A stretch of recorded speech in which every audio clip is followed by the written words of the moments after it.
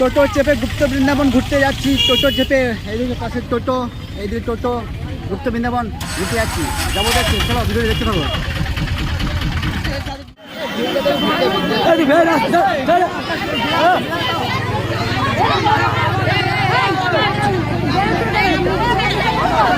তো বন্ধুরা দেখতে পাচ্ছ যা ভিড়, এই ভিড়ের মধ্যে ঠেলাঠেলি করে আমাদেরকে গুপ্ত বৃন্দাবনের মধ্যে প্রবেশ করতে হলো। এখানে অনুদান ছিল মাত্র 10 টাকা। 10 টাকা দিয়ে আমরা গুপ্ত বৃন্দাবনে প্রবেশ করলাম। তো চলো ভিডিওটা দেখতে থাকো।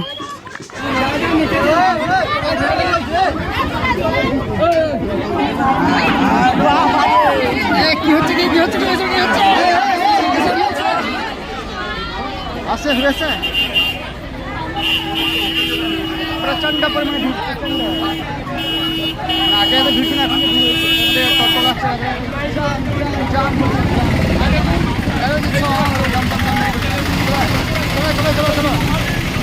জাম্পি জাম্পি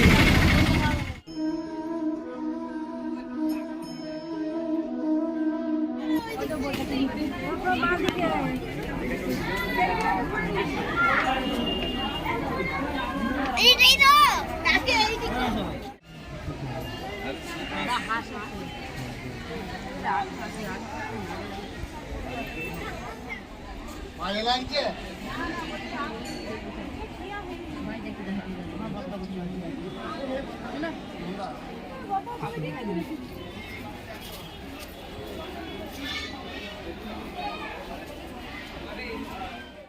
তো বন্ধুরা আমি এখন চলে এসেছি গুপ্ত বৃন্দাবন, যেখানে একটি উদ্যান, ঠিক আছে, মানে কী বলবো, যত প্রতিমা আছে, মানে দেবতাদের দেবদেবীর প্রতিমা আছে, সেটা একটা উদ্যান।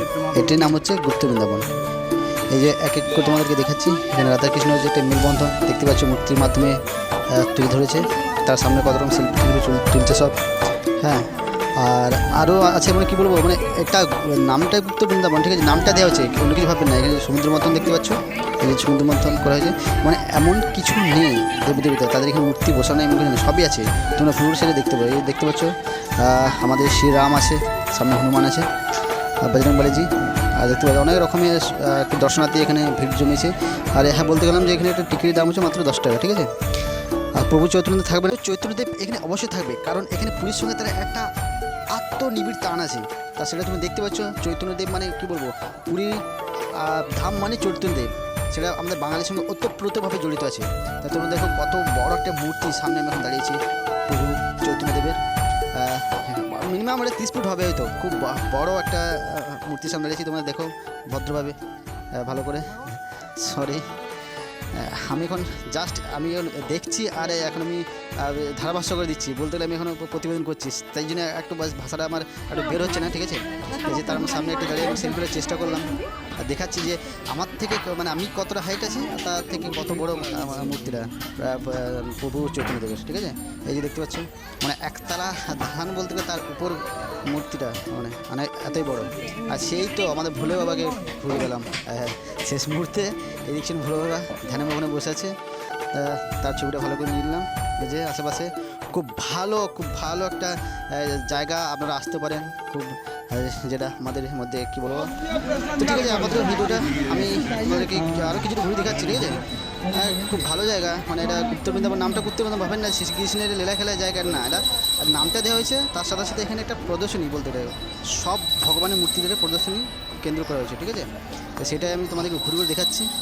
আর আমি কি আর বলবো, মানে এখানে ভালো ভালো কীর্তন জায়গা আছে, ঠিক আছে, এখানে ভালো ভালো কীর্তন অনুষ্ঠিত হয়। সেই জায়গাটায় তোমাদেরকে আমি নিয়ে যাবো একটু পর। দেখতে পাচ্ছ অনেক দর্শনার্থী এসেছে, তারা সেলফি নিচ্ছে, ছবি তুলছে। মোটামুটি জায়গাটা খুব ভালো, ঠিক আছে, তোমরা আসতে পারো।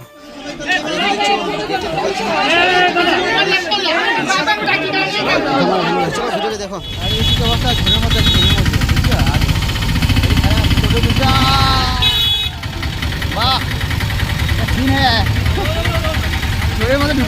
এরপর আমরা গুপ্তবৃন্দ দর্শন করে এরপর আমাদের বাড়ি ফেরার পালা। তাই টোটো ধরে আস্তে আস্তে বাড়ির উদ্দেশ্যে রওনা দিলাম।